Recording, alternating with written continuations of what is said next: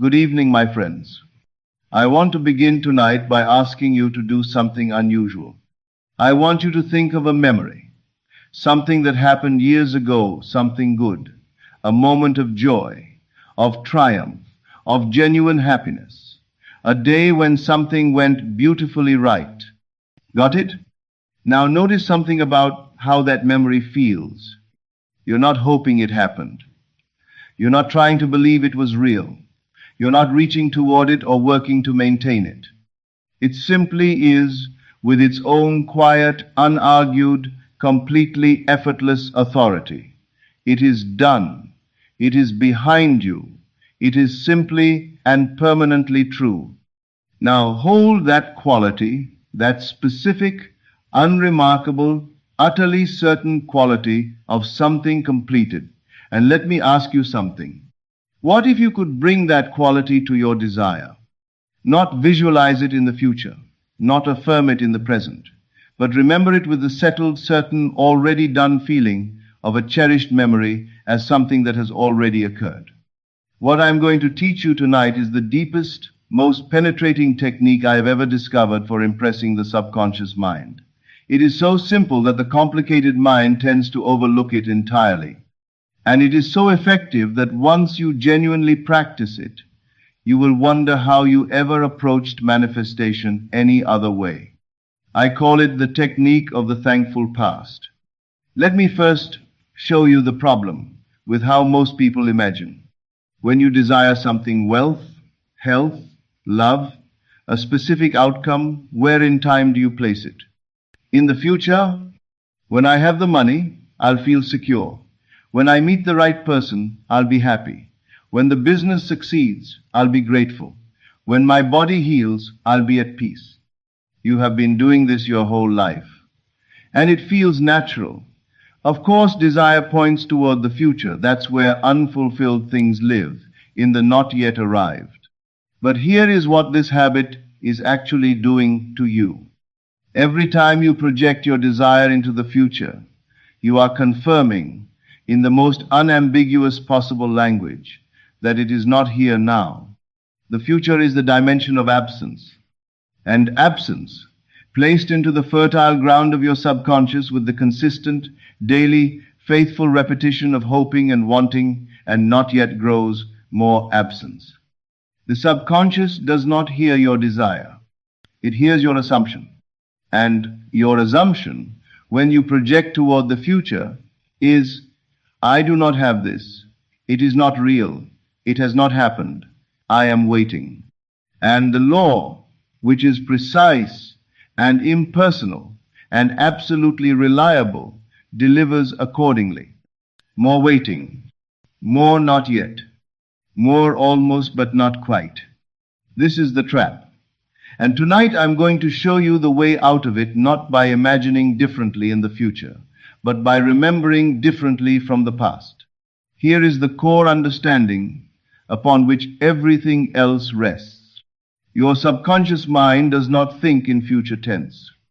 It does not respond to I will be, or I am going to, or someday I shall. These are the grammatical structures of separation of someone who does not yet have, who is reaching toward something not yet real. The subconscious responds to what is declared as already fact. I am is powerful, it claims, present possession.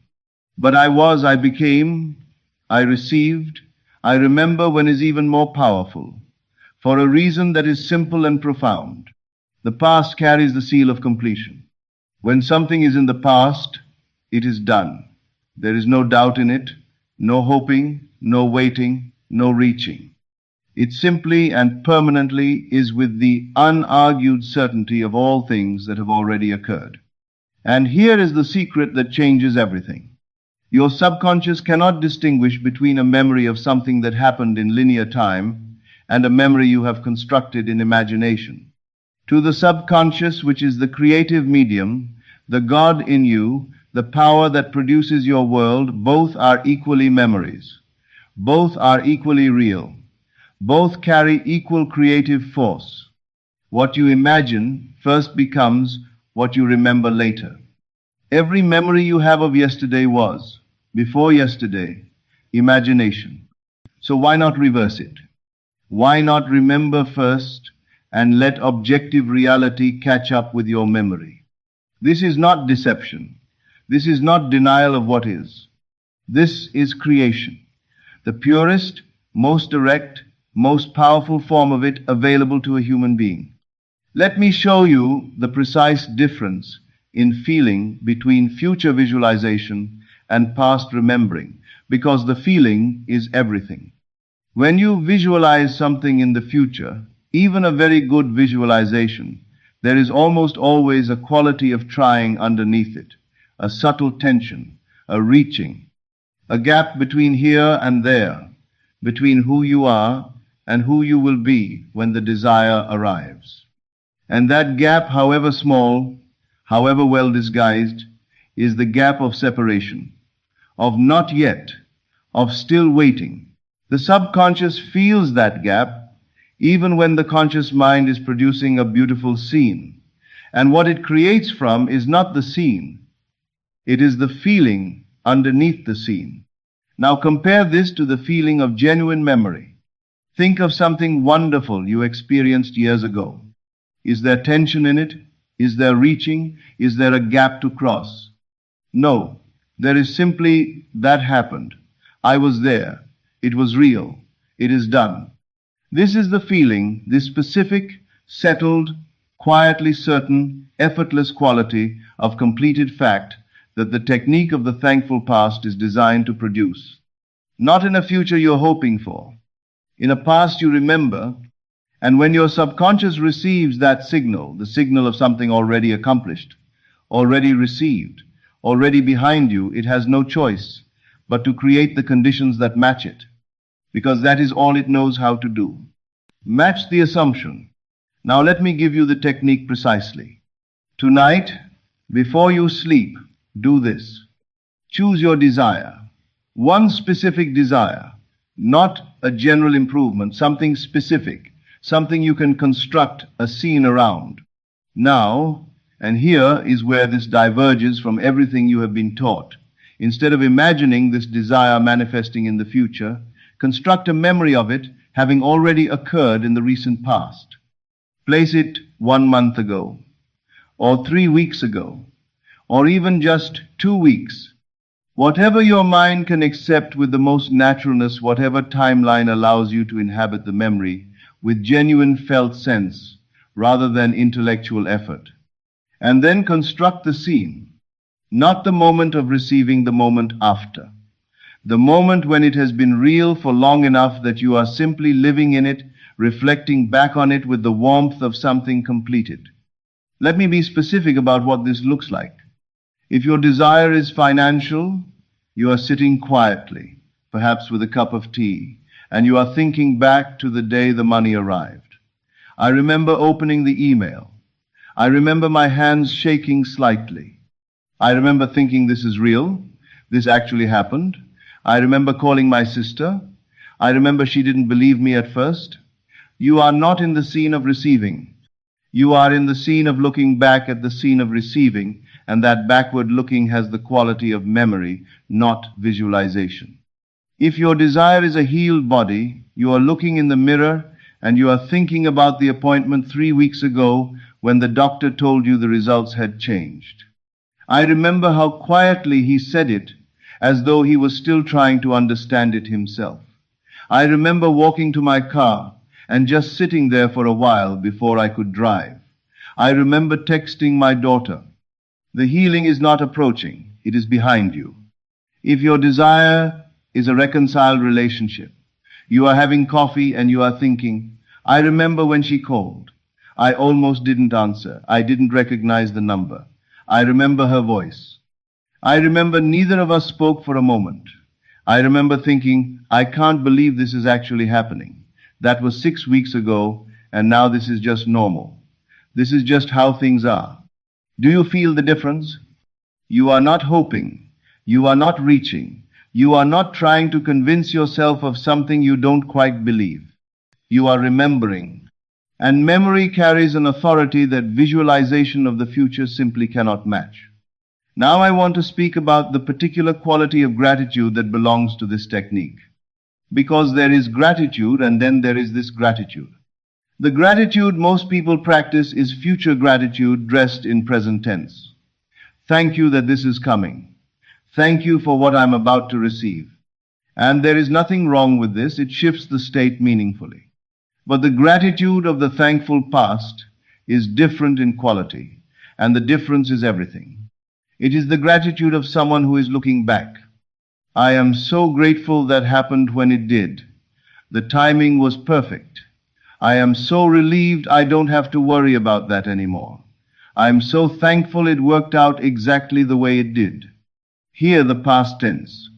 Feel what it produces. This is not the gratitude of hoping. This is the gratitude of having received. The specific, warm, slightly exhaling quality of someone for whom the struggle is genuinely over, not about to be over, not hopefully going to be over, already over. That quality of feeling, the relief of completion, the warmth of looking back at something difficult that resolved, the particular piece of a problem that is now simply behind you, is one of the most powerful signals you can give your subconscious. Because it communicates with every cell and every feeling the single thing the subconscious needs to hear above all others. This is done. Let me explain what happens mechanically when you practice this. The subconscious mind is not a future thinker. It lives in the eternal now, in the dimension of what is, what has been, what is simply true. It takes the assumptions you give it and builds from them.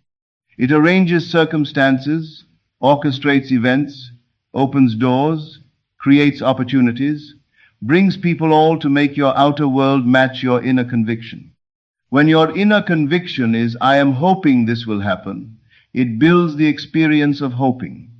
When your inner conviction is, I am trying to believe this is coming, it builds the experience of trying. But when your inner conviction is, I remember when this happened, with the genuine, sensory, emotionally inhabited quality of actual memory, it builds the experience of having already received. It creates circumstances to match the accomplished fact you have declared. Not because it is magical, because it is law. The same law that has been operating your entire life, whether you understood it or not, simply now being worked with, consciously, deliberately, in the direction you actually want to go. I want to give you one more element that will deepen the practice considerably. When you are in the memory, when you have constructed it vividly, when you can feel the room and hear the sounds and sense the emotional quality of that moment of fulfillment, I want you to also feel what came before it. The relief that the waiting is over, not the joy of receiving, though that is there too. The specific, particular, almost exhausted relief of someone who has been waiting and hoping and not quite trusting for a long time and can now finally let it go. I used to check my phone every morning hoping for this. I don't have to do that anymore. I used to wake up at 3 in the morning worrying about this. I haven't done that in weeks. I remember when I couldn't imagine how this would ever resolve. I couldn't see any path, and then it just resolved. This quality of contrast, the vividness of the relief that comes from having been genuinely uncertain and now being genuinely certain, is one of the most powerful elements you can include in your memory. Because relief is what the subconscious recognizes as genuine receipt. Hope is what you feel before something arrives. Relief is what you feel after. And the subconscious, which creates from your feeling, will work to produce the conditions that match the feeling of after. There is a truth underneath this entire technique that I want to name directly, because it changes how you understand what you are actually doing. The past is as fluid as the future. I know this seems impossible. We treat the past as fixed as the one thing in our experience that genuinely cannot be changed, because it is over, because it has solidified into fact. But in consciousness, in the creative medium, in the dimension where all experience is generated, the past exists only as imagination occurring in the present moment. When you remember yesterday, You are not accessing a fixed recording stored somewhere. You are imagining right now what you believe yesterday to have been. And that imaginative act is occurring in the present, the only place where anything ever occurs. This means the past is no more fixed than the future. Both are imagination, both are consciousness, both are creative. And just as you can imagine a future differently, you can imagine a past differently. You can construct a memory of the day your desire was fulfilled, make it vivid, make it real, inhabit it fully, and your subconscious will receive this as a completed fact. And from that completed fact, it will build forward into the present, into the future, into your experienced reality. You are not creating forward from where you are. You are creating forward from a point in the past that you have established in consciousness, and the present, which lies between that imagined past and your current moment, fills in. This is not deception. This is the recognition that memory and imagination are the same faculty, one moving backward in time, one moving forward, and that this faculty, directed consciously, with genuine feeling, is the most powerful creative tool a human being possesses. So here is what I am asking you to do. Tonight, before you sleep, choose your desire. One thing. Make it specific. Close your eyes and travel backward. Go to a moment 1 month ago, 3 weeks ago, whatever feels natural when this desire had already been fulfilled. Not the moment of fulfillment itself. The quiet, ordinary, of course, this is my life moment after. Build the memory. What room were you in? What time of day? What were you wearing? What could you smell? What sounds were around you? Who did you call? What did you say? What did they say back? And most importantly, how did it feel to look back from that moment and realize the waiting was over? The hoping was finished? The struggle was behind you? Feel the relief. Feel the warmth. Feel the particular quiet gratitude of someone who is no longer waiting because they have already received. Stay in that memory until it feels not exciting, not hoped for, but natural, ordinary. Simply, yes, that happened. And then fall asleep inside that feeling. Not hoping, not reaching, not visualizing forward, remembering. You have been throwing your desires into a future that never comes. Tonight, place them in a past that is already done. Feel the relief of the struggle that is over. Feel the gratitude of the gift already given. Feel the warmth of looking back at the moment everything changed. And trust with the same quiet, unremarkable certainty with which you trust all your other memories that what you have remembered in imagination will become, in its own perfect time, what you remember in fact, because the memory you created will have created the experience. The past you imagined will have become the past you lived. And you will stand in quiet wonder, knowing that you discovered one of the simplest and most powerful secrets of creation. You don't have to wait for it to arrive. You only have to remember that it already has. Good evening. This is Neville Lectures. I'll see you again in the next video.